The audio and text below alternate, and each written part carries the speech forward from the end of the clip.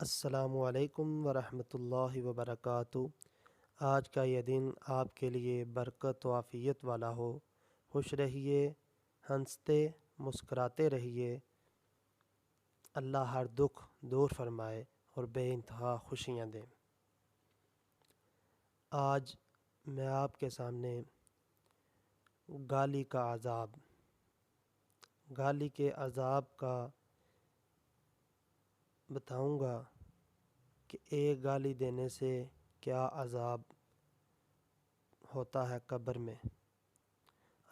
آج ہمارے معاشرے میں یہ گالی ایک فیشن بن چکی ہے، اور میری اللہ سے دعا ہے کہ ہمیں اس سے زیادہ پرہیز کرنے کی توفیق عطا فرمائے۔ گالی کا عذاب، تمہارے منہ سے نکلی ہوئی ایک گالی چاہے مذاق یا غصے میں دی ہو، تمہاری قبر میں ایک ایسا بچھو پیدا کرتی ہے جس کے ایک مرتبہ کاٹنے سے انسان 70 ہاتھ زمین میں دنس جاتا ہے۔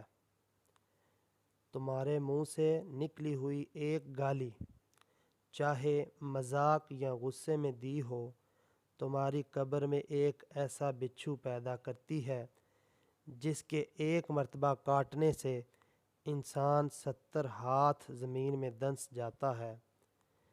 میرے بھائیوں، ہمیں گالی دینے سے پرہیز کرنا چاہیے، چاہے مذاق میں یا غصے میں، گالیوں سے پرہیز کرنا چاہیے۔ اللہ تعالیٰ سے دعا ہے کہ ہمیں زیادہ سے زیادہ گالی سے بچنے کی توفیق عطا فرمائے۔